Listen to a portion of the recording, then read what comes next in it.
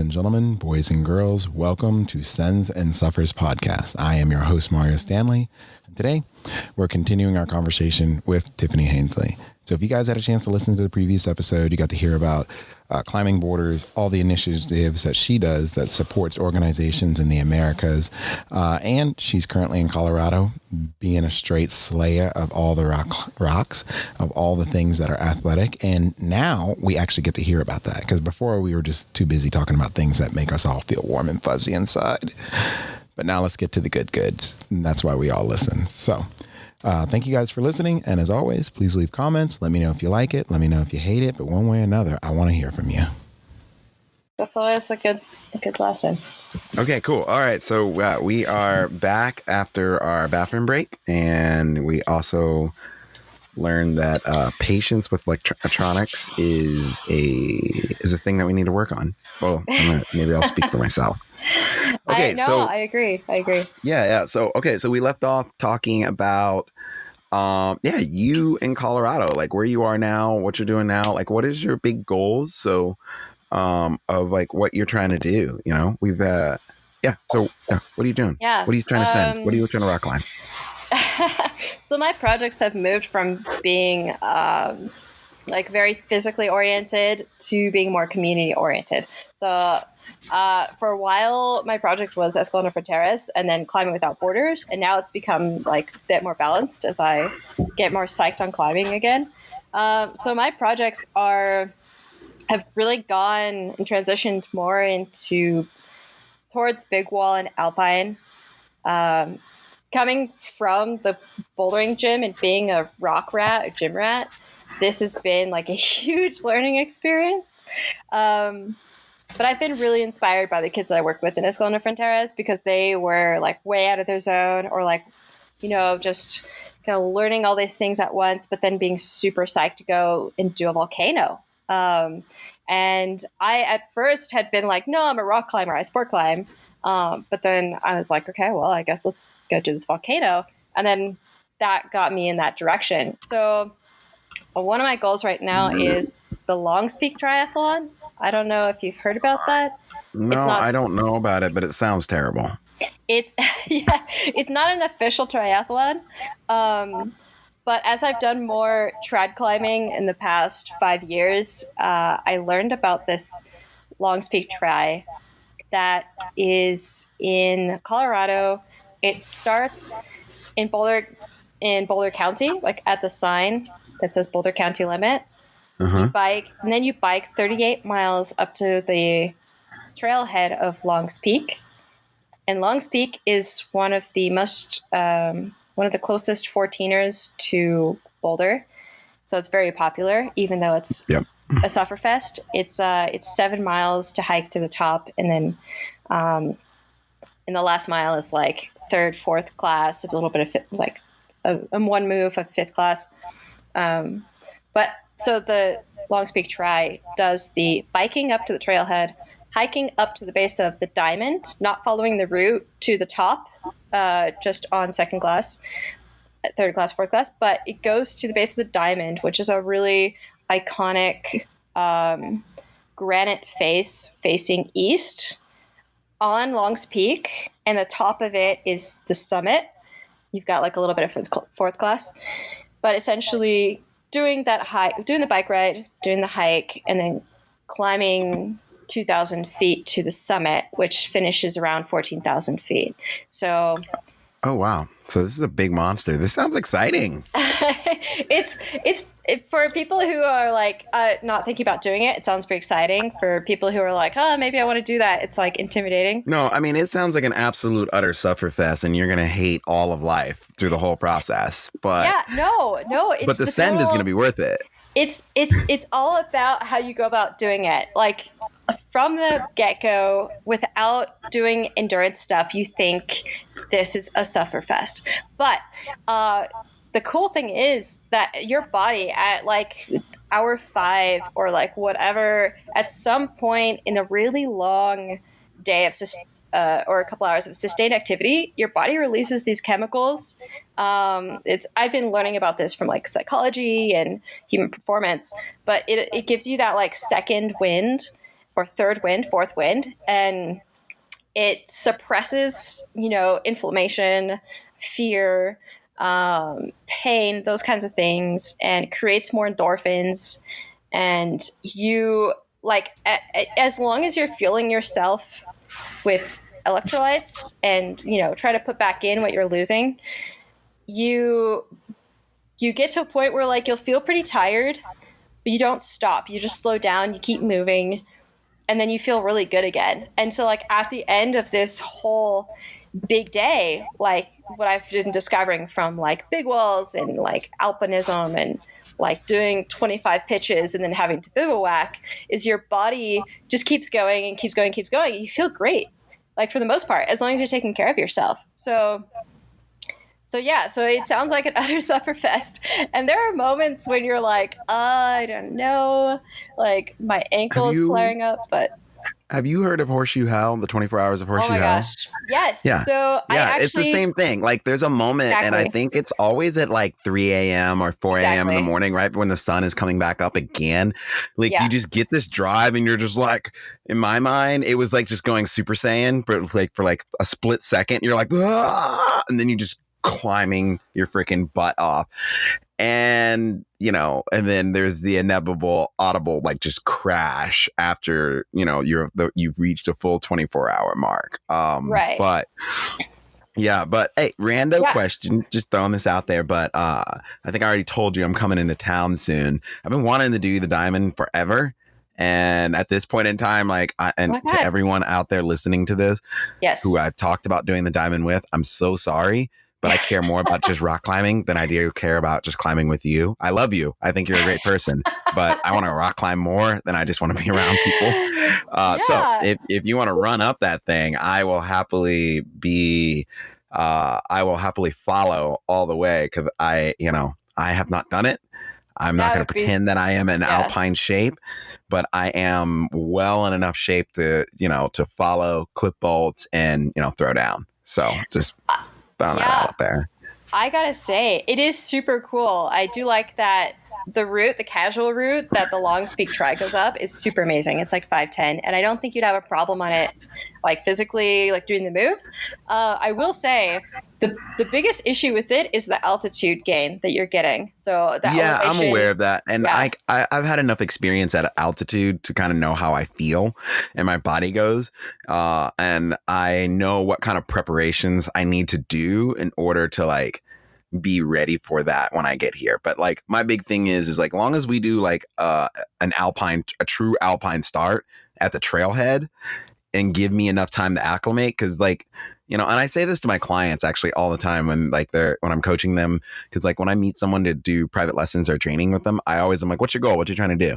And they tell me these big ambitions. And if it's something alpine related, I always tell people, I'm okay, if you have already decided to do this big giant alpine climb, we're going to work on 40%, depending on who you are, 40 to 60% of your training is going to be just focused on the climb, and if you're a solid climber, 40% smaller. What I'm going to train you to do is do the hike, because that's where I see people just freaking die all the time. Yeah. And, and you get up there, you don't get an early, and I know myself. So me wanting to hit the trailhead at 4 a.m. or it's reasonable, because I just know I'm going to be huffing and puffing. But I'm down for that. And so, but it's one thing I always think people underestimate, train for the hike, the climb. If you've already decided you want to do the climb, you're probably able to send it, and it might just be mental, unless it's some nails hard sport climb, then that's a different story. But that's where I see 90% of people just fail. Actually, that's funny, because I've been climbing for so long. I'm not worried about the climbing. I always get super shut down by the hiking, especially even up to last year. So since COVID's shut everything down, I effectively didn't climb for 3 months, and I was just focused on the hiking and skiing, getting my legs strong. So I was training for this thing that if you're not a climber, you think that's the most technical part, that's the hardest part. But you get up to you just do the first 5 miles to the base of the glacier, and if you're not eating enough and you haven't trained, it's impossible. You're just you're already Yeah, you're done. just ready to die. Yeah. So, Yeah. but just keep that in mind. I am in like, I'm doing my own training program, but if you're like down to do it, I'm going to switch my game up so to make sure my legs are ready. But yeah, just throwing it out there. I haven't done it, and I'm happy to follow or do anything on that wall well within reason. So yeah. So let's do that. Yeah. So when are you planning to actually do this full out crazy Sufferfest? It totally depends on the weather, because it has to be good conditions. We don't want lightning storms in the evening. If it's super those are hot, bad. yeah, and then if it's like super super hot, it can be bad because it's melting the permafrost and rocks are just shooting down this approach gully that gets you to the start of the route. So I was talking to Bryn, this woman I just met who tried to do it last year, 2 years ago, and they did all the biking, got up to the base, and it was just raining rocks. And they just decided not to go up. And that is totally understandable, because that, aside from the lightning, that is the most dangerous part of it. So I've been watching the weather. I have work. I've been essentially. So what are the primo temps? If someone's going to do this, like, what is the primo temps window that you're looking for? I mean, depending on when you go up, like you mentioned, people like starting at 4 a.m. and going up there, and I mean, that's just for me because I'm old and fat, so that's just me. No. I mean, I was gonna say it's almost good to start even earlier, like the night before. Some people have started at like, some people have done that, and then you climb throughout the night. If you know the route really well, and you're cymo climbing or belaying up, and you're just okay with going a little bit slower in the beginning, and then being on the route by sunrise, 5 a.m., then that is like, then it doesn't really matter as much as long as it's not too cold. You can also go up the night before, and this is what I've done. You just bivvy at the base, and then there's no hiking. If you're not acclimatized, then you are spending more time at altitude, and you might have a harder time hydrating and kind of staying mentally clear by the next day and taking off. But for me, that's actually been the nicest, so that you get everything done like right at sunrise. You're starting up the approach, and I mean, as long as you're getting up there when it's not too cold, not too hot, like between 50 degrees and 60, it's okay, I think. Especially if it's like kind of cloudy and the sun's not hitting things and making things melt off, then that's prime. Okay, yeah. Good to know. So like, if you're gonna do this enduro bash, so do you have to do the ride, the hike, and the climb all in one single push? Right. That's the kicker, is that you're essentially trying to do it without stopping. I mean, there are people who do it, and I'm pretty sure you benefit from taking a 10-minute nap somewhere along the way.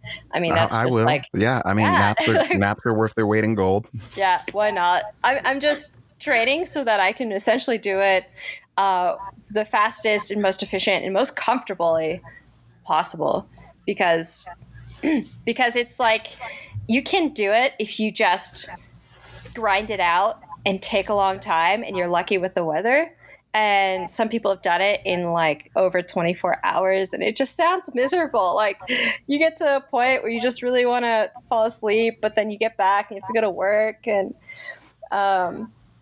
if it is doable in a shorter amount of time, then essentially you're just less worn down and more mentally clear if you're, not just grinding it out. It's the goal is to do it in one day without stopping. And I've done the first section, the biking and the hiking to the base, without too much training. And I was like, okay, cool. And I've done the route itself twice. And so combining it, the hardest thing is actually to have a weather window that coincides with a partner. And I cannot, for the life of me, says find every a partner. climber on every climbing trip. Yeah, but especially for this one, nobody. I'm like, hey, what about this Sufferfest? And I'm like, yeah, it's like 38 miles biking uphill, gaining 5,000 feet of elevation in the beginning, and then and nobody wants to do that. And the people who do want to do that, I know I'm saying this right now, but anyone who truly knows me, like I don't know, like, maybe this is why people say this to me all the time, that like, Mario, and I don't try to be reckless in any way, shape, or form, and I don't consider myself reckless, but like everyone is always like, Mario, you like routes that have little skulls and crossbones or little X's on them or little signs of ambulances. And it's not because I want to put myself in danger or put myself at risk, but in all reality, I like being put in a situation where like you really only have one option. You need to pony up and do what you need to do. Now, granted, you know, you shouldn't go into anything without creating some form of an exit strategy within every phase that you go into. You know, I think you're just, Oh yeah. I mean, if you're really wanting to get into big walls, alpine, and you really want to be someone who like hits big things, not putting exit strategies into each and into every phase of what you're doing and knowing the point of no return is just stupid. Like I think it's bad planning, and I think you're a rookie. So if anyone's listening to this who's like thinking about planning like these big epic trips, you know, does not this try or anything like that, like put the same amount of time you put into like planning the trip, you need to put into figuring out how to get off the mountain. The point is I do like sufferfesses. Feel free to be like, hey, I think this is going to work. Would you be interested in slightly dying? And you know, the answer is yes, I would. You know, I'll be honest and let you know where I'm at. But, you know, I know coming from sea level. So I know. And that would be like, I'm down to try to do that. And I would just know because of acclimatization that we would probably fail at the base of the climb or at the table ledge where the route starts. And that's totally fine. It's still training. You know, it's all about seeing how you feel and keeping like hydrating well, eating enough calories, which is really hard, and just knowing when it's time to stop. Like, oh, absolutely. And then what you said about having an exit strategy, I wish you had told me that 2 weeks ago. I have made so many stupid mistakes. I continue to make them. So if we want to talk about like our latest misadventures, I did just have one. And this is Sends and Suffers. So the goal is to talk about like the highs, and we've been definitely going on a ride on that one. So yeah, what did you learn from your suffer and what was it? Yeah, it was a lot of rookie mistakes. I will admit that. And that's the biggest thing about learning and being a better athlete. And I admit that I don't have as much alpine experience as a lot of the people that I climb with. So 2 weeks ago, was it 2 weeks ago? About then, right before 4th of July, this coworker who is absolutely awesome, Keith O'Lear, I hope he's okay with me mentioning his name, but I work with him at the Sports Recycler, and we're all kind of like really into the outdoors, which is why we work for minimum wage there. And we get all this cool gear. And he actually suggested doing this thing called the Audubon Arapaho Traverse that's in the Rockies close to Boulder. I've heard of this before. Have you? I had not heard of it. I've definitely, I don't know. It's not from someone in Dallas that I've heard this before, but I've heard people in Colorado talk about this before. I think. Oh, okay. I've heard of it. Okay. Yeah. It's pretty amazing. I actually did not know about it because I'm always like, God, traverses? That's like walking. Like how interesting is that? That's not that technical. Yeah, no, I'm definitely, I'm with you on that. I find them boring sometimes, but I've definitely gotten on like sport climb traverses where I'm like, oh, this is hard. This is a little weird. Well, I don't think it's boring anymore. I just never had that experience that I underestimate it. It just like a friend wanted me to go up the South Bay with him the other month or so. And I was like, oh, 5'7", like how, or 5'9", like how interesting is that? And then you get thrown into like these crazy chimneys with no protection, and you're just like fearing for your life and hauling up hundreds of pounds. And then it's like, wow. Oh my God, that was not. Yes. Why did the topo say 5'7" and nothing else? Like you're just like looking around, like give me more of that. So I'll do the traverse first, and I'll talk about that because I've learned so much from this. And every time I'm in those adventures, I think about the kids in Escalon Fronteras and how like their mentality of just like sticking through it. I'll be like, okay, Tiffany, like toughen up. Like Oso would be enjoying this. So okay. So I heard about the Audubon Traverse from Keith, and I did not put that much time into it. And then afterwards, like what you said, you have to look into exit strategies. And I've learned more about approaches, logistics, what you bring, the whole shebang. And then I kind of underestimated, of course, like the figuring out the whole of it, like really going into the route finding, because that's a big part, especially if you get into class 4. There's a lot of class 4 terrain, and if you're a good climber, you look at something, you think, well, shoot, I could go up left or I could go right. Like, it doesn't look that, I don't know what to do though. You spend some time. You bring that up. It's actually real funny you bring that up, because I always tell people, like, the hard lines are the obvious lines. Like, the harder the line, the more obvious it is, like, where you have to go. But on big giant routes, the easier routes, I definitely have gotten lost so many times because of that sheer thing. You're like, I can go whatever way I freaking want to. This is all easy, but it's not how it works in any way, shape, or form. Yeah, and the more experience you get, the more you can kind of read if it's chossy or if it has rock wear, which is pretty cool. But yeah, one of the easiest climbs I've done, it's so easy to get off route, and then it's dangerous because you have loose rocks. And you're like, how the hell do I build an anchor with this big flake? Like, I can't do that. Like, I got to reverse, I got to figure something out, and you get into trouble. So yeah, I was looking at this traverse, and I basically did what I would do for a single pitch. Pulled it up on Mountain Project, was looking at like the basic steps. Okay, class 2, class 3, some class 4, some class 5. Oh, it can't be that hard, It's like you follow the ridge, right? So we set off from Audubon, and we were definitely underprepared in some ways. Like Keith gets out of his car. We've taken like the same car up there. He's got like a 1 liter Camelback. He has shorts and a tarp poncho. He doesn't have like a full on jacket. He doesn't even have sunglasses. He's got like a little bit of water. I asked him how much food he has. He's like 700 calories. And I was like stunned, and he'll be laughing at this when he hears this. But I was, in my mind, of course, I'm like, wow, he's such a hard man. That's so cool. Like, I brought so much stuff. Why did I bring all this? That's awesome. And I still see that going as like Keith being this super courageous person and an amazing partner. And we both learned later that was like definitely a hard, rookie mistake. I mean, we realized it as we were on the hike. But so we set off, and to explain the traverse, it's supposed to be a 17-mile traverse across the Rockies from the north, from Mount Audubon down to Arapahoe Peaks, hitting a bunch of peaks along the way. And they're almost all of them 13,000 feet tall. So you essentially gain like the 3,000 feet of elevation, 4,000 feet, something like that, to get to Audubon, maybe more than that, to the peak. And then you're going up and down along this ridge, right? So we start off really great. We hit the peak of Audubon in 2 hours, and I'm thinking like, that's pretty good for me. There's a lot of people in Boulder who could like sprint up that shit and just, knock it out. But I was just happy with that. And we make our way across to Mount Toll. And this is where it starts to get spicy. There's like a 5-4 section of granite that you climb above this class 4 of like ledges and stuff in granite. So essentially it's like a death zone. Like if he fell on this 5-4 weird kind of crack thing, which has like, it has a piton, legit, like a piton hammered up in the top of it for people who were climbing it back in the day with like hobnail boots and whatever.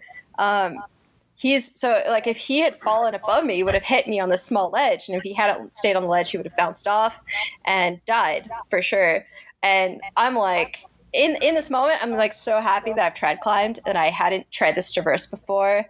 And knowing that backtracking, the exit strategy would be not impossible, but hair raising. Oh yeah. Yeah. I would agree. Right? Like going back down 4th, 5th class of like stuff that we were, not too confident on. Like we were confident in our climbing skills. I will say that I've climbed 13. It's just not something you wanted to do. No, you don't want to. It's like you can't, we know that we can't do it. We didn't do anything that we didn't think we could do in reverse, which is super important.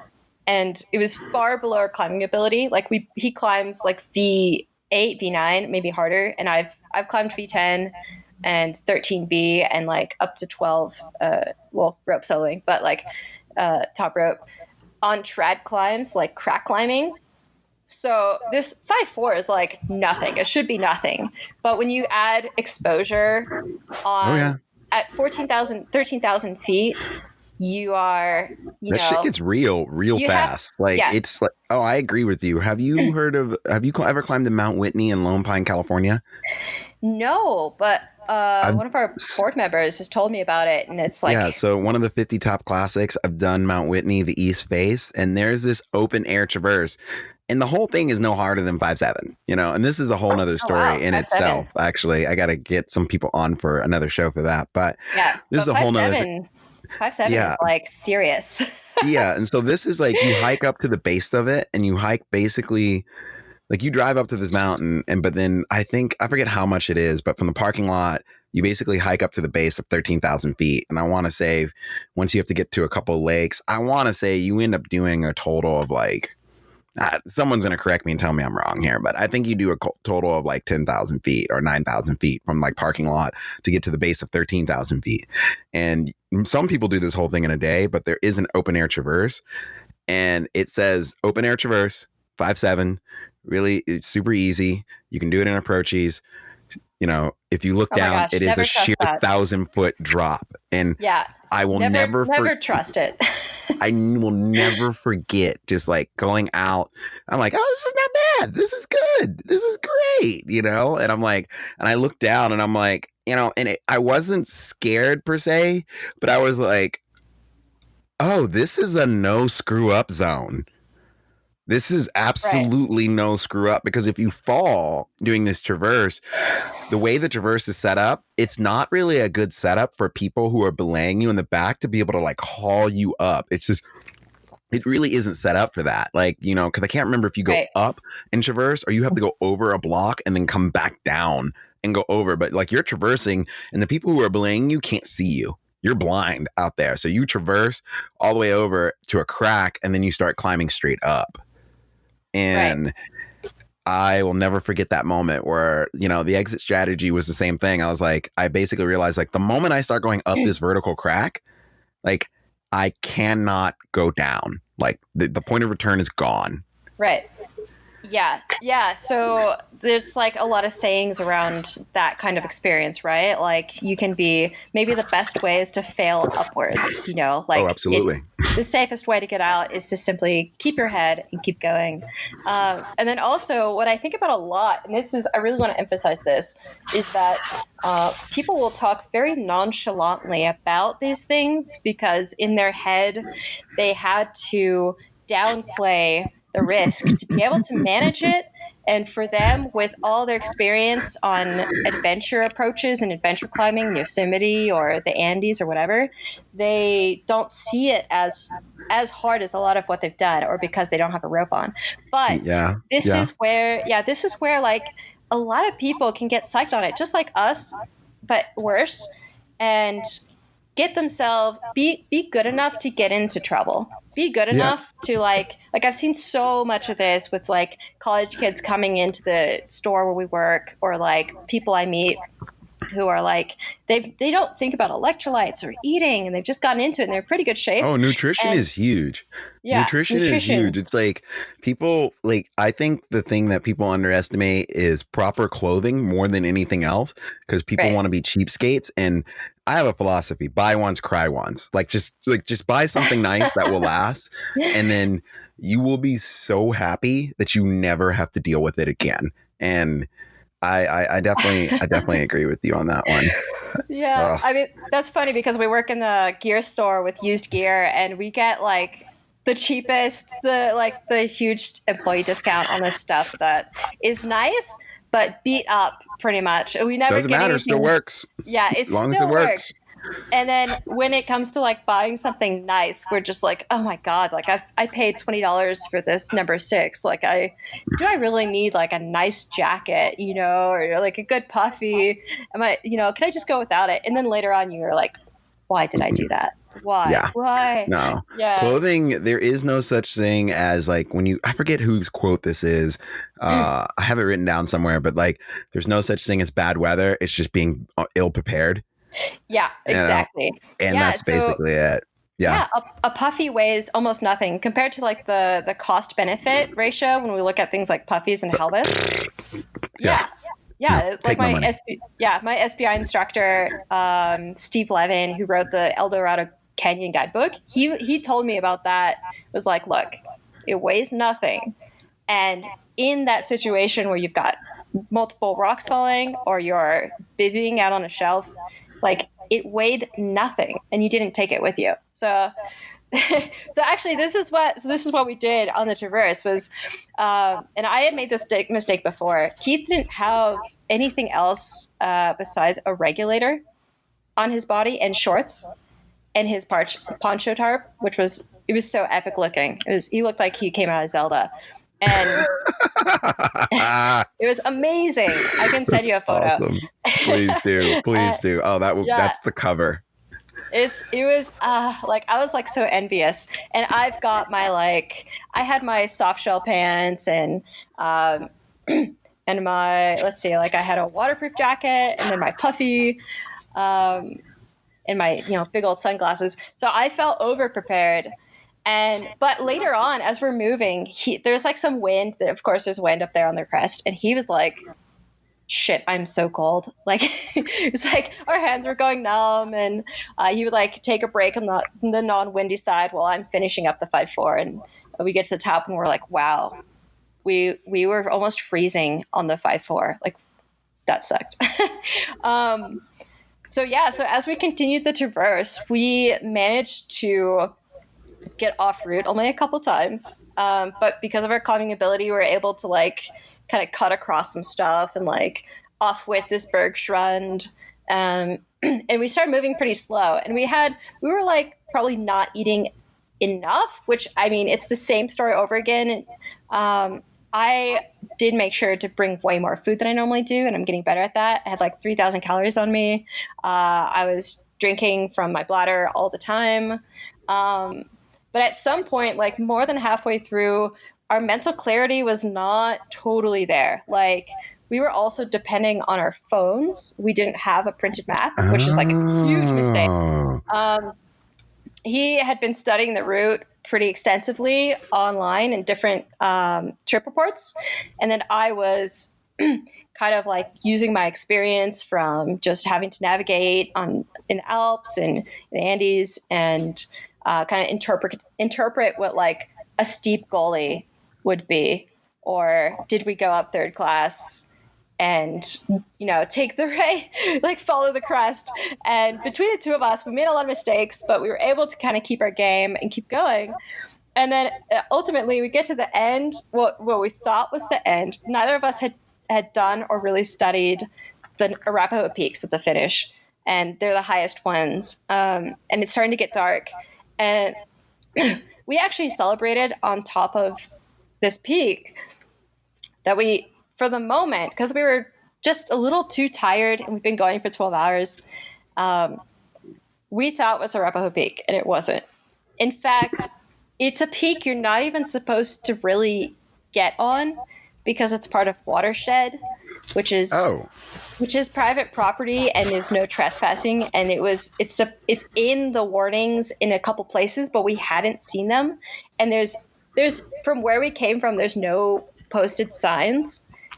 So this gets interesting later on, but essentially we kind of celebrate and we split this like crumbly biscuit, and then we're like looking at the directions like, oh shit, I think we just did Doatia. I think we still have the last two peaks to go, and they're like the tallest ones, and there's like another like low angle class 5 slab coming up. Oh, that's beautiful. Yeah, right. We're like, did we want to do that in the dark? And we had so failed. Like we had been pretty cold sometimes, so we were probably pretty tired without even realizing it. Like we think we have mental clarity because we're so enthusiastic and we've got well, you're running on adrenaline at that moment. Yeah, like maybe not. It's not so much adrenaline. Like adrenaline is short term. I can't remember the name of all the other chemicals, but like adrenaline will kind of get you shaky and then you kind of crash. And this is, I'm going to send it to you. It's like the most amazing hormone ever. But essentially, you just keep going and going and going, and and I was getting my fourth wind, like feeling pretty good. And we were both pretty tired, but like the morale spiked, and we're like, yeah, we finished. And I took this minute-long video, like looking at the whole traverse and saying, we went here, and now here we are. Turned off the video, looked at the directions, and we're like, okay, we've got 2 more peaks. It says go up, like it literally just said, go up the northeast ridge of the next peak. And as far as like alpine instructions, like we still had daylight, we could see everything. Oh, we didn't have enough data or signal on our phones to look at a detailed map and to see the names of the peaks. We didn't have anything printed out. So we just looked across at this ridge and we're like, that's the ridge. And we go up to the ridge and we kind of epic and we're going up the side. Turns out it was another peak we're not supposed to be on, Arikari. And I don't think anybody goes up that way, but we were going up this like pretty epic kind of slab open book thing. It was dirty, and we're just like, let's just get to the top and we'll just, it's got to get us closer. And then we realized we're like way off route. Oh my God. Like, what time of day was it by then? So it was starting to get dark, and then nice, like nice, 8 classic. PM. And then we get hit by a snowstorm, classic. Like it was real quick, and the wind was strong, so I was like not too worried that it would stay. I was pretty sure it would blow through. But we got really cold, and I gave my rain jacket to Keith, who was like definitely suffering, and I had my puffy, and my phone stops working. It's at 50%, but if it gets cold, it's like this Android, it just turns off. And we've got his phone. His phone works. And we're like, okay, so we weren't on the wrong peak. What were we on? We still didn't know. But we realized that to get out, this is where, when you're talking about the exit strategy, I had this moment in my mind. And this was only like 10 days ago, where we're like, holy shit, how did we get so turned around and not realize that if something went wrong at this point, that to go back onto the trail, we will have to do that without any more light. And we weren't sure how to navigate that, and it looked heinous. And the trail that we'd have to hit would go over to this other Arapaho peak. We might have to do 5th class slab, and there's a snowstorm right now, so we're not really sure about that. And then basically go the opposite direction from the car, and it would take like another 8-10 miles to get back to the car. And so this is where, like, exit strategy wise, we could have looked at a map more in detail together and been like, okay, if we're here and it's really dark and we've gone kind of slow because we've gone off route and we need to get out, what are we going to do? And we were keeping our heads together because we've been in this situation before. Keith has been in the winds and had like long days. I've been stuck shiver bivvying like in the Alps without a puffy, which was a classic mistake. And having to route read. And we were just like, okay, like we've got to look for the best route out of here towards civilization. We're in the middle of the Indian Peaks Wilderness, which is this really massive area in the Rockies. And a lot of it's watershed. Actually, what we were in was watershed, and we didn't know. And we just were like, okay, there's a couple of choices, but we're just going to choose what looks like the easiest landscape. And we head out, and we're walking for hours. We get to a tree line. We set up the worst bivvy ever, which was like sleeping on rocks underneath this really thorny bush with branches that like were like hovering right above our bodies. So if we tried to move, we'd like hit a hard branch. And there was a slight wind. And of course, we're like in Alpines. It's pretty cold. And Keith is sleeping in his rain jacket that I've given him. We've got his tarp poncho on top of us. And then we've got my emergency blanket kind of lower down around our legs. And I've got my puffy and like wool bottoms. And I'm Thank like, God, you have an emergency blanket. Those things are a lifesaver. I had forgotten I had it. I was like, why? When am I ever going to use this? What idiocy do I have to like stick myself into to get to the point where I'm going to use that? They don't make stuff for no reason. Yeah. And I pulled it out. I was like, oh my God, Keith, I have an emergency blanket. But he suffered so hard. He was like, because he had shorts he had shorts and his like rain jacket and a regulator, and that was it. And of course we got to the moment where like, Keith, can we spoon? I was like, please. And he's 23, so he's younger than me, so there's a little bit of that social like awkwardness until I was like, Keith, I want a spoon, I'm freaking cold. And he's like, okay, yeah. Like, You know, it's funny. Go ahead. You just reminded me of something. It's just this moment in humanity where you feel that primal instinct to just survive. And we had enough clarity in our minds. We're like, okay, let's make sure this is all right. That's all right. And do everything. But when you're shiver bivvying with somebody, you don't care. You want to survive. Care. And the other person, he's like, he has so much stoicism and he's such a good guy and he wants to do the right thing. And wants, you know, he's like afraid of, you know, making anybody feel bad. And so he wanted to tough it out. And I was like, Keith, we got a spoon. Like that moment is just so profound and so funny and brings people together so that you go up like kind of knowing the other person. We'd never climbed together, in fact. And you come down feeling like a married couple because you've like gone through this experience and had to be so empathetically connected to think about that person in that moment. Are you okay? Honey, like, honey, are you going to roll your ankle? Are you know, are we that tired? Yeah. You know, did you take your, you know, those vitamins that you said you'd take and things like that. But yeah, go ahead. It's just such a funny moment.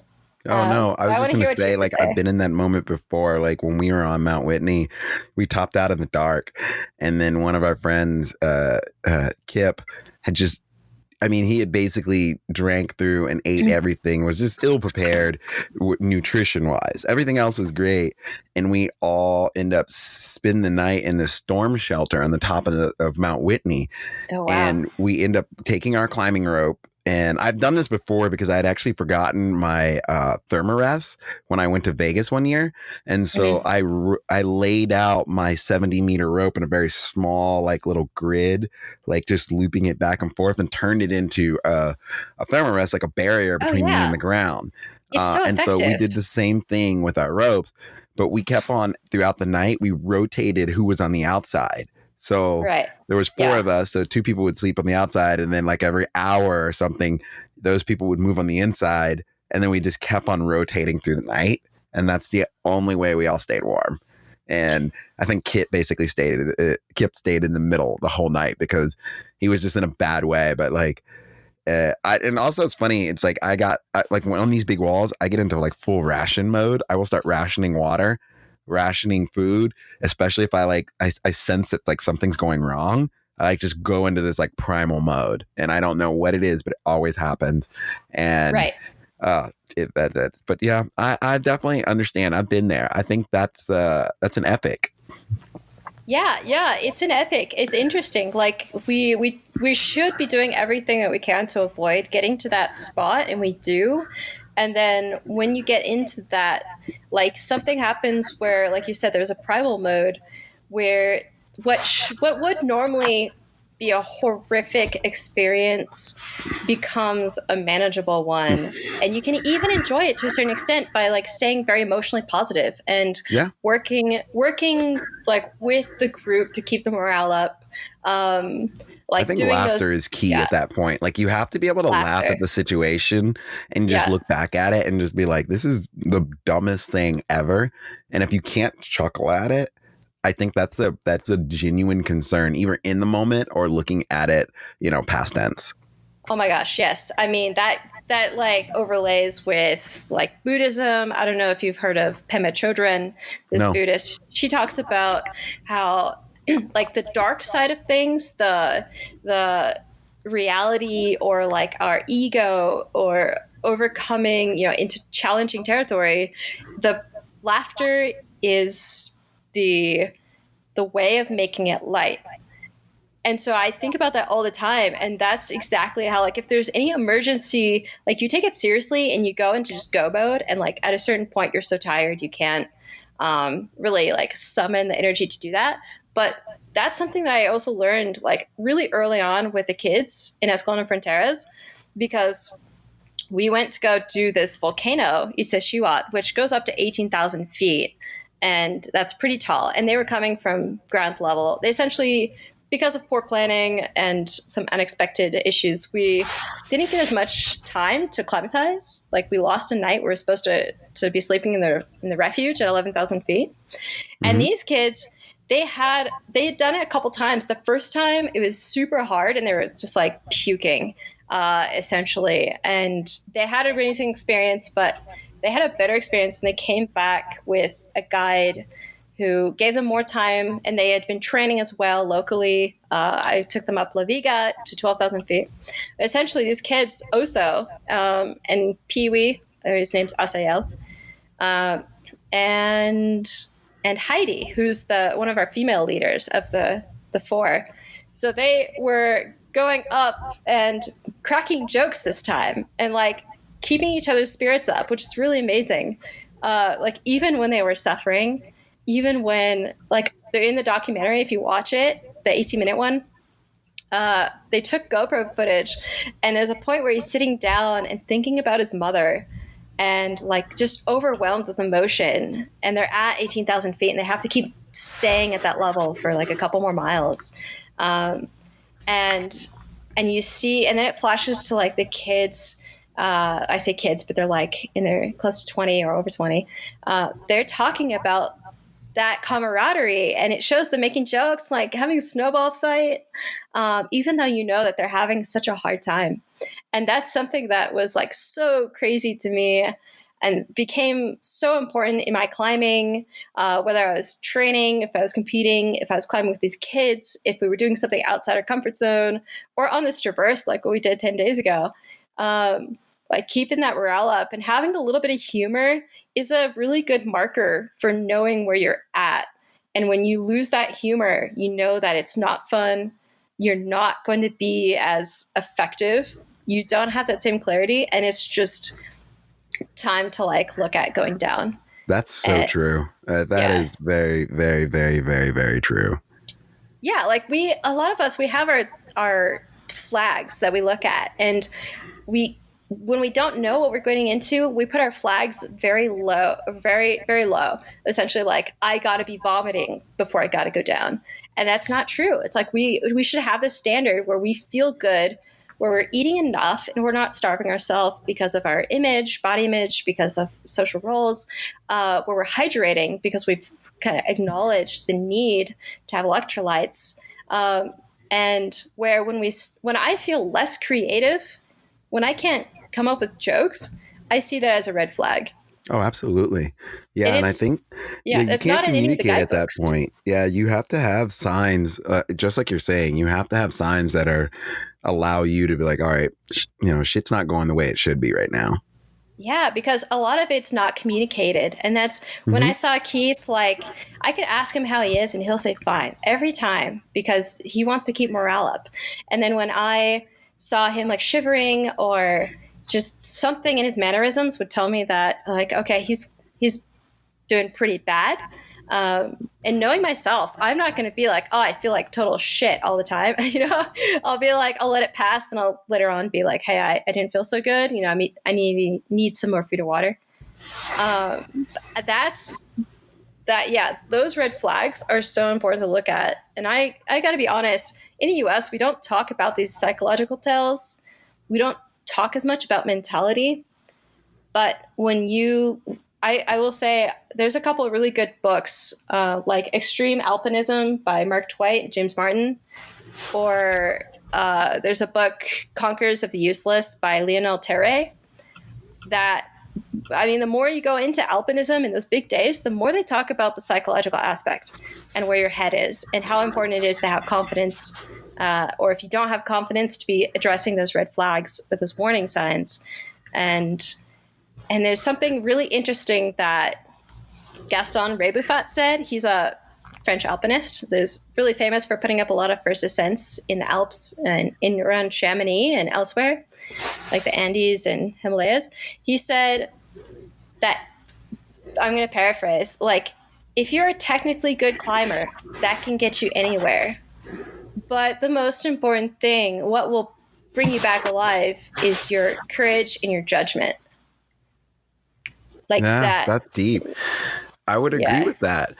I think one thing too, Yeah. you're kind of hitting the nail on the head is, and I know for me, I don't really have a choice because I have to be sometimes like a little bit more, I mean, what you can call it vulnerable, but set a level of communication because I'm hearing impaired. I wear hearing aids. So like when I climb with people, I'm always like, all right, look, I need to create a tug system so you understand. Like when I can't hear, when we're switching off the belay, if I can't hear you, we still yell, but the tugs have to happen.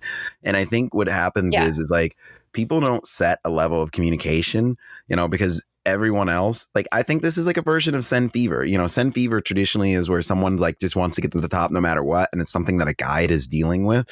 But I think you're right. Everybody doesn't want to fail. No one wants to be the person to turn the whole group around, and it's a hard person to be, and no one wants to do it. But it is like this kind of communal Sen Fever.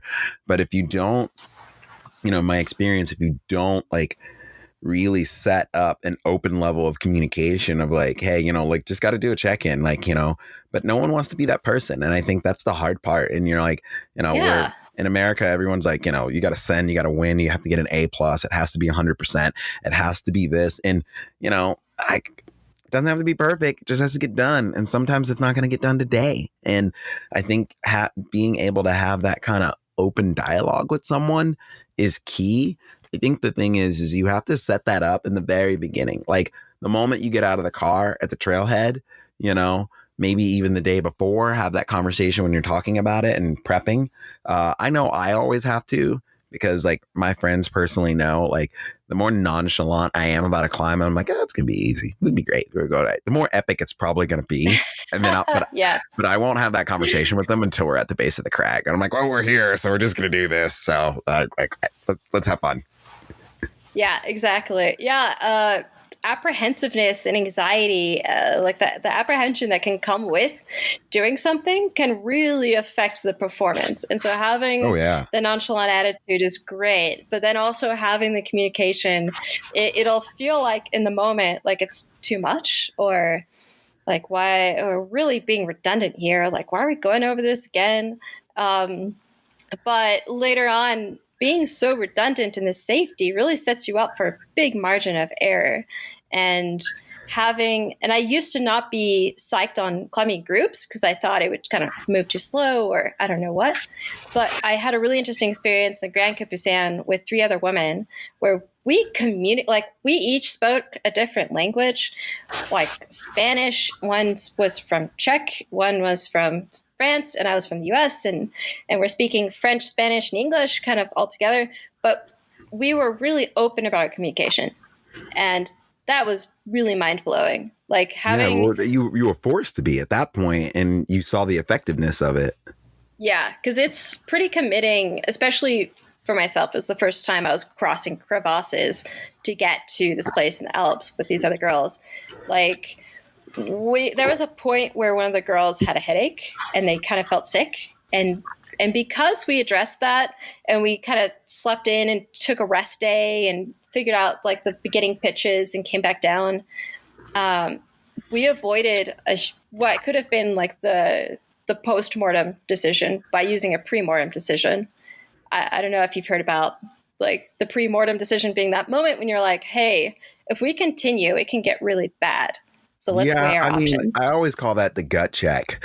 Like the gut check, yeah. Yeah, like, well, I mean, so I say this to the kids when I'm coaching them all the time. I'm like, my goal as a coach is to just teach you how to move and teach you the understanding and the thought process, the thought maps that you're supposed to have when you're making these decisions. But when you're doing these moves, there's only 2 communications you're going to get from your body. One is from your gut, and your gut is going to tell you like, hey, if you do this, you're going to get hurt. And then one is from your head and is saying, hey, if you do this, you probably can get hurt, but this is more scary than it is hard. So I don't want to do it. And and like for me as a coach, like the hardest thing is teaching kids to distinguish the voice between their head and their gut. Because when you're an adult and you get a little bit more life experience, we all know that feeling when your gut is like, this is a bad idea. And you're like, always trust your gut, because the way I like to say it, pardon my French here, but your gut never wants to get fucked up. If you get fucked up, your gut gets fucked up. So like it will warn you. It will warn you like this is not a good idea, and you should follow that. But then, with your head getting in the way is where it's like it's not your gut talking. It is your head, because the move is just scary, and the sensory overload from the whole thing. And that's why I talk to kids all the time, because I'm asking them, I'm like, did you try or did you let go? And, and they're like, I tried. I'm like, no, you didn't. You let go. There's a difference. And just getting them to identify that, and understand which voice is talking to them is hard. And I think, this is kind of what we're talking about here too. It's the same thing. It's just, you've got to have that moment. But I've never heard it said in that postmortem, premortem text before. I like that, actually. It's pretty cool. I got it from the AMGA recommended guidebook, the Mountain Guide. Oh, nice. Manual, something like that. Oh, yeah. Yeah, I'm studying to be a rock guide eventually, because I really want to have that experience myself, but also to work with kids and women and individuals. That is a bucket list of mine too. I have not been able, living in Dallas, obviously it's like super hard, but that is honestly my bucket list has always been to get my Alpine cert. Like, I don't really want to, like, IFMGA is great, and I'm not saying I wouldn't do it, but by the time you become a rock guide or an Alpine guide, I mean, you might as well have paid for a bachelor's degree in rock climbing. It's pretty freaking expensive. Oh, yeah. People don't realize it. It's like the class is expensive, but like I always tell people, it's like, it's not the class. Like, if I could do the class and it covered room and board, lodging, transportation, everything, that goes into it, it wouldn't be that bad. But it's like, especially if you have to travel, your travel costs and lodging and everything you need could be just as much as your class. I will take this opportunity to mention that they have scholarships for, Black, Indigenous, people of color, as well as LGBTQ2A plus, and for women. Like, I just signed up for a scholarship that I didn't get, but I'm not too upset about that, for an all-women guide course, RGC, that's in Boulder in September. And I was like, dude, the AMGA, you're so cool. Like, they're like geotagging the local territories for the climbing areas that are in their photos, and trying to be more inclusive and working with brown girls climbing and brothers of climbing, those kinds of things. And I'm like, oh, that's awesome. So I just wanted to throw that out there for anybody who's listening. Like, there are scholarships. You don't have to pay $10,000 for the whole thing. They're making it accessible. And I don't think they have enough scholarships. I'll say that. Like, it's a pretty limited group compared to, like, it's still so male dominated in the guide world. And I have some friends, 100%. Yeah. And 100%. My friends that have gone down that route are incredible women, very strong. Jessie Lewis is one of them. And she's in Buena Vista. And she's like, yeah, you can be a guide. And I was like, shit, no one's told me that before. Like, I assumed, being, I don't know, from being identifying as a woman and just seeing men out there instructing the courses and taking initiative and, brag on their blogs about all the stuff they've done as guides. I'm like, shit, like, there's nobody like me out there. But yeah, that's changing, and props to AMGA for doing that. And those scholarships I think are out they've there. done a really good job of kind of like staying with the times and actually listening to the community.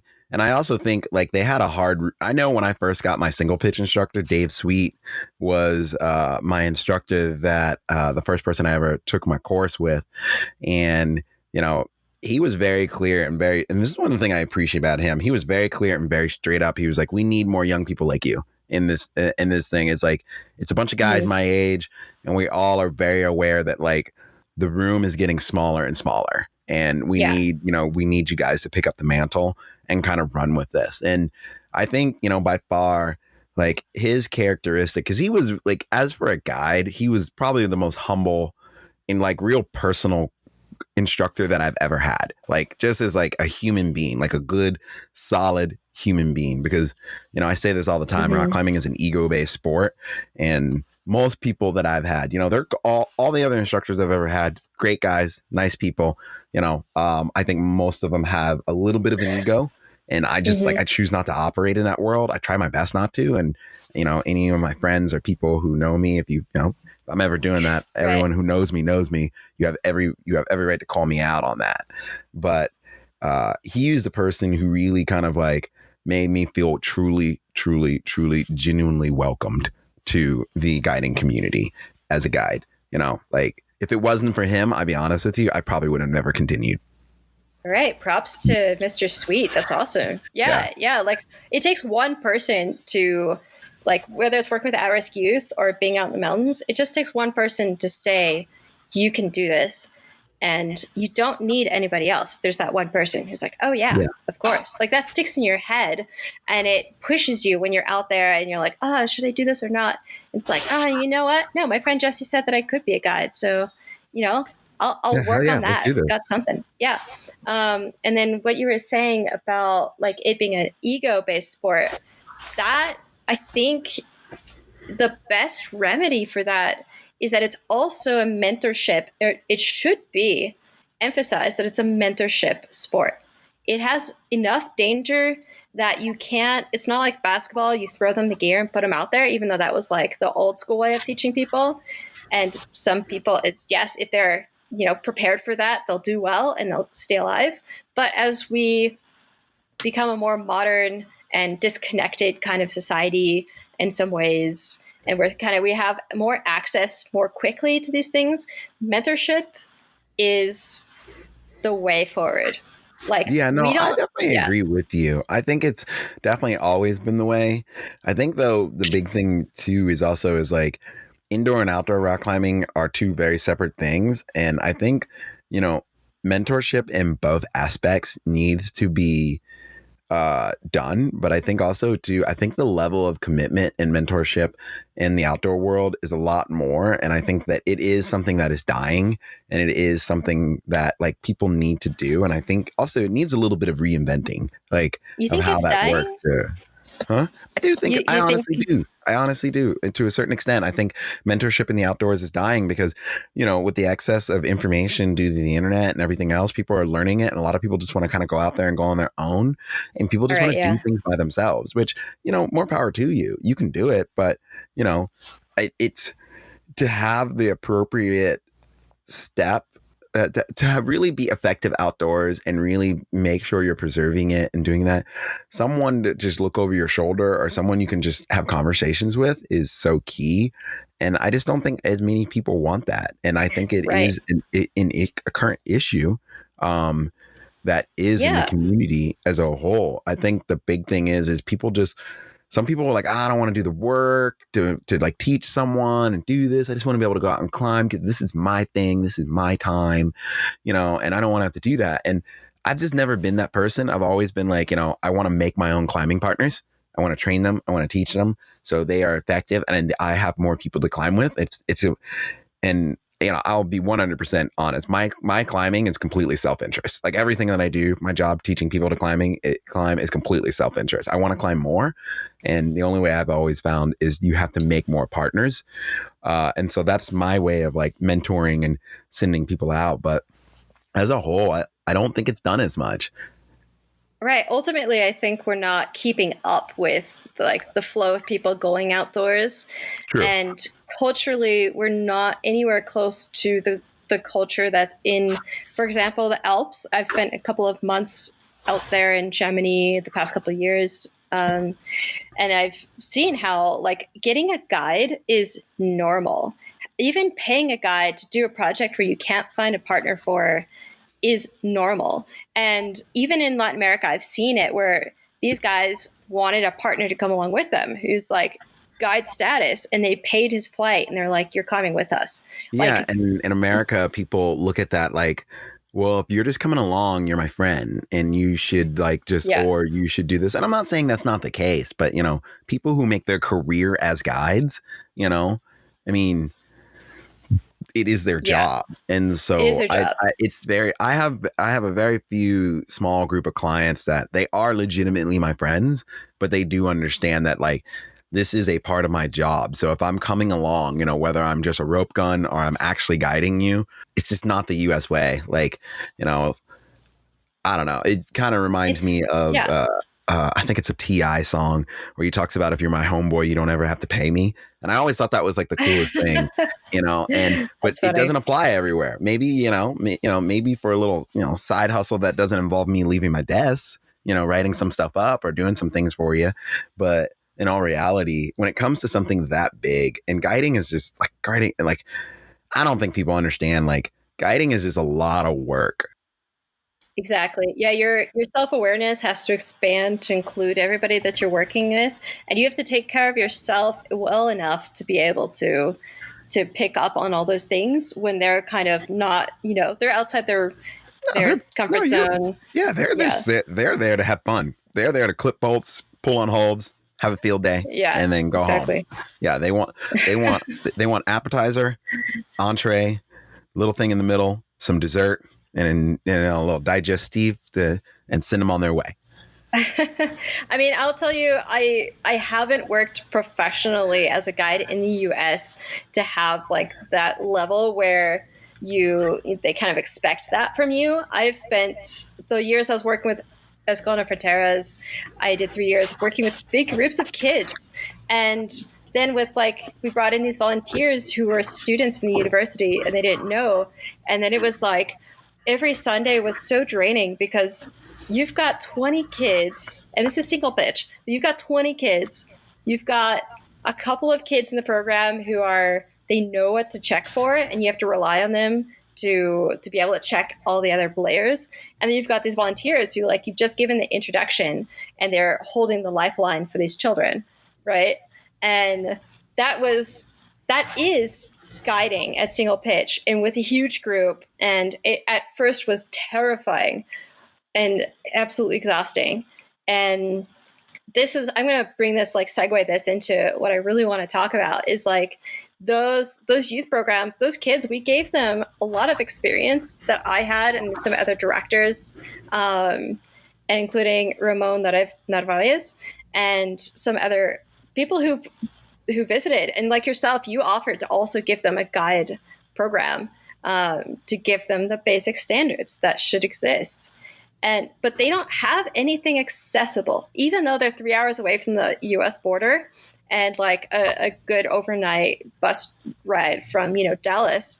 There is no existing single pitch instructor course, and it's rarely showing up in Mexico City, but I've been working with this program for 6 years. I've not been able to find them the SPI course that sometimes pops up in Latin America for them specifically. I haven't even been able to catch it in Mexico City. But if there's anybody out there who is a single pitch instructor for the AMGA who can speak Spanish or is willing to have stuff translated by myself, because I have done a lot of translating for like wilderness first aid courses to guiding, I would be like, send me an email, get a hold of me somehow, talk to Mario. We're looking for that because that's the surefire way of avoiding a disaster in the youth program. Like, they've gone 6 years running without having a single accident. And I want to say it's because we were absolutely paranoid and really on it. We've got like this first aid kit that's absolutely like overkill, but it's, they know how to use it. They've had all the training they can get. Better to have and not need than to need and not have. Exactly. They've got like the first aid kit. They've had first aid, CPR. They have vertical rescue, even though it's more than they need, but they don't have a single pitch instructor to give them the full course and like really dial down like modern practices and redundancy. I remember in a way that, I remember we were talking about doing something like this, but so if anyone is out there and you have access to this resources, like she said, hit Tiffany up. But we'd love to do this because I remember this is something I wanted to do, but I didn't have access to the resources or be able to do it.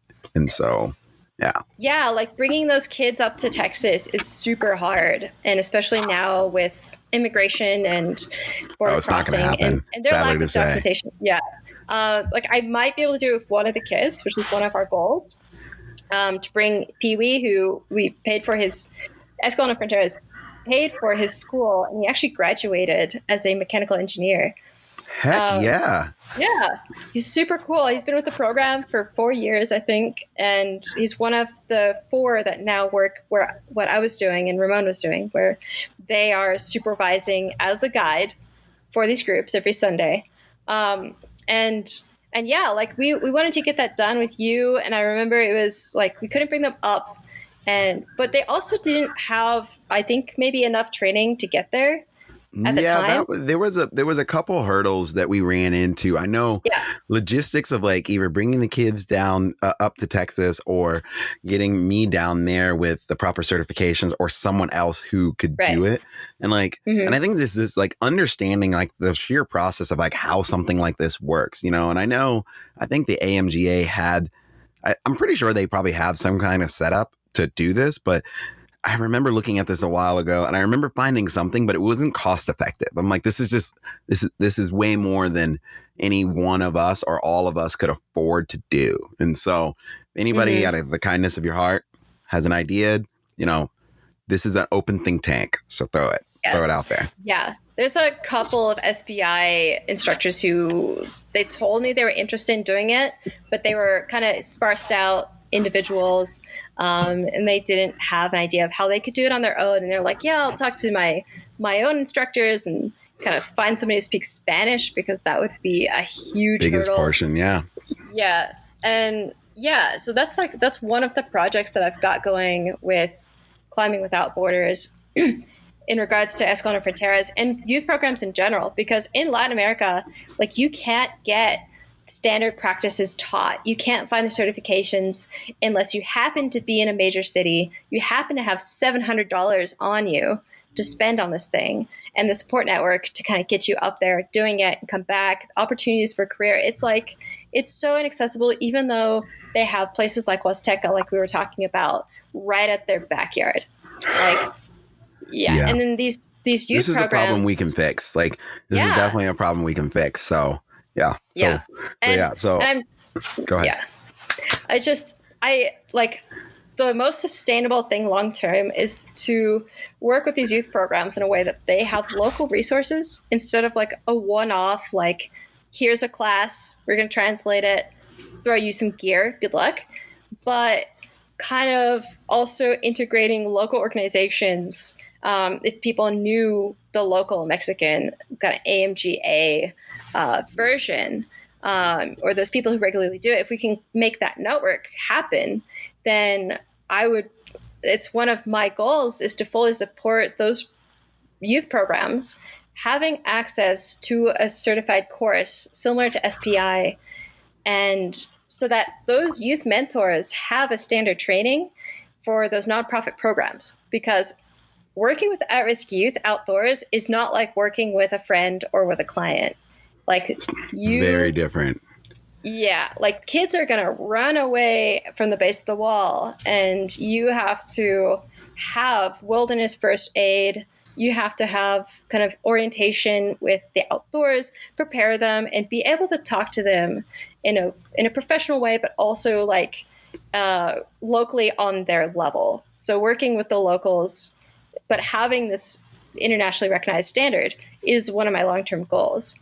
So it's one of many, but it's like, if we're going to end with anything, I would end with being like, okay, who is out there who can help bring a standard of mentorship and safety to these climbing youth programs in a way that, like, if I had to pay for it, if our board members have said that they're happy to donate to that, donors, this is something in the long run that would be able to allow those participants, those programs to become guides. Like I'm talking to somebody in Peru, and they're working with these youth, and they're like, how can we get them to become guides if we've got local climbers and local guides, but there's no standard, and we need that standard to work with these. I think this is an easy groups. Thing we can fix. And, I think, listening to you, I think what needs to happen is like, one, I'm sure there's something that exists between the AMGA and all the governing bodies out there, but if not, what I want to invite is if anybody's interested to help, like, let's just get on a video call and just have a couple think tank sessions, because I think really also too, it's like outside of that, figuring out a way to fund and make this thing sustainable so you can get kids to grow up, become members of society, and put back into this program. And, I think Continue is key. the cycle. So like this is an ongoing conversation. Yes, because they have the resources of, they have 2 arms. They can help themselves. Like we don't need to be looking down at people overseas. This is something I learned from like international aid from France, was that we commonly have this idea of like, okay, I'm going to go in and help out because I've got 2 arms and a big wallet. But they can help themselves. They've got the resources. They just don't have, that resource that all of us need, which is like an international standard. Or like the gear that is so expensive to import, or the first aid kit that is complete and has what you need that you can't get anywhere in their city.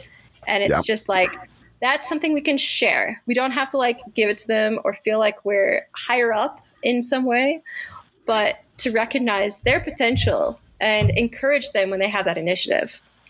And it's been so meaningful and so fulfilling that I oftentimes will put my own climbing aside to say like, hey, what do you want to do? Like, do you want to go try to do a first ascent or big wall? Do you want to do multi-pitch? Do you want to apply for a course? Whatever you want to do, I will follow you. And it's been just amazing. Like I've met so many cool people, so many other athletes who are activists as well. Like athletes who like I gotta shout out to them. Like Sibe Vanhee is from Belgium, and I know American climbers don't know European or other athletes as much, but he literally studied social work in university and is also this badass big wall climber who's climbed with like Shauna Driscoll and the Fabres brothers, who did like, Dodo's Delight and was in Real Rock and everything. And he actually came and visited the program in Mexico. Like he flew down, spent some time with them, and they know him personally, and they send him messages. They're like, hey dude, what's up? And he's planning to do, if COVID allows it, he's planning to do a big wall, like first ascent with them. Hopefully with, some backing or however we make it happen. But, like the people are like yourself, like you went down and you worked with this program and you saw how the kids were super enthusiastic and you supported them, and like connecting with people like yourself and Sibe, climbing with people like Ethan Pringle has really showed me that those athletes really support what's happening in Climbing Without Borders and the Mexican program, Escalona Fronteras, and that this isn't something that is like, oh, it's kind of cool, but it's unsexy because it's not profit. It's like, no, this is amazing. This is like really emotional. The stories they have of like kids that we work with that their mother's a prostitute and they've moved into an orphanage. And they're still climbing with us. Like those stories are so like rich and incredible. And I'm really excited to continue working on this with you, with whoever's listening who wants to be a part of it, if they wanted to get in touch, and also like share that story of these programs we work with outside of that, because it's like this amazing network of people. Like the whole community is able to show solidarity. Like they can donate climbing gear, even if they can't do anything else. They've got old shoes and they ship it to us in Boulder or drop it off, or they donate $1, or they can be like, I was doing presentations and this kid in a gym hands me $10 and he obviously doesn't have a lot of money. And he was like, hey, I want to donate. And he was probably like babysitting or something. And he was like, here's awesome. $10, I was so touched and like, oh my God, this is amazing.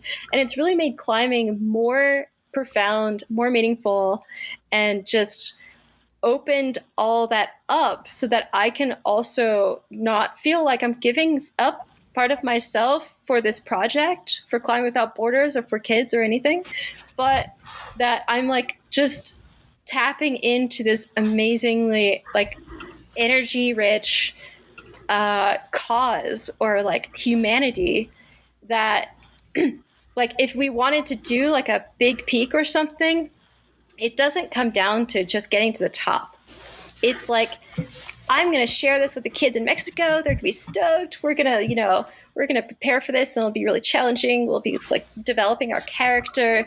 Maybe we'll like bring up the shirt from the program so that we take a picture on the summit. And like, that's going to really like feed energy to those people that we're a part of, that support us and that we want to support, into this like massive just cyclone of just like positive vibes and support. So, I mean, if we were going to finish with anything, I just wanted to say that. I just had to say that. Thank you for letting me rant. Yeah, Mario. no, absolutely. This is your mic. So I'm here to kind of talk to you and figure out what's going on with you, because, you know, I'm very privileged to know you, to meet you. You know, this is we'll talk about if I start another conversation, we're just going to go forever. So, but we've definitely got to get back on the mic again. And hopefully it will be after we have a chance to clip some bolts and plug some gear together. But, you know, if you wouldn't mind, you know, if anybody is interested in finding you, if you can just give a quick recap of like whether your social, your website, or like how can people get in touch with you and find more information about you and what you're doing? Yeah, so I have an Instagram. It's my name with an underscore between my first and last, so Tiffany_Hensley. You can also find me pretty easily on Facebook, and I do respond. Or you can shoot me an email. It's tiff@climbingborders.org. I'm on all those channels, and I try to respond pretty quickly to people. I kind of get swamped with projects sometimes, so I might take a little while to respond. But I really appreciate like people asking me, you know, I want to do this, get some lost and found for my climbing gym, or donate my gear, or, you know, help out with graphics, anything. Basically, even if they're like, I've gotten emails that are like, I don't know how to help. How can I help? And I'm like, cool. Well, just let's talk and let's see what you can do. Hell yeah. Yeah. So hit me up on any of those channels. Okay. Well, Yeah. Ladies and gentlemen, thank you guys for listening, and we'll talk to you later. I hope you enjoyed the conversation so much today, as much as I did. I love talking to Tiffany. She's been a good friend of mine for a long time. Before we get out of here, I want to thank my sponsors, Beyond Clothing. These guys have been supporting me in the very beginning of me becoming me. Like, I would not be here today if it was not for them having my back. Most importantly, they're rad people. Second, they make an amazing product, and only someone this rad and this genuine can do this. If you guys get a chance, go check out Beyond Clothing. Great gear. Use the promo code AlwaysReady. Save a little coin. That'll help me out to produce this and to help others. If you guys have any comments, questions, please leave them. If you hate the show, let me know. If you love the show, let me know. See you later.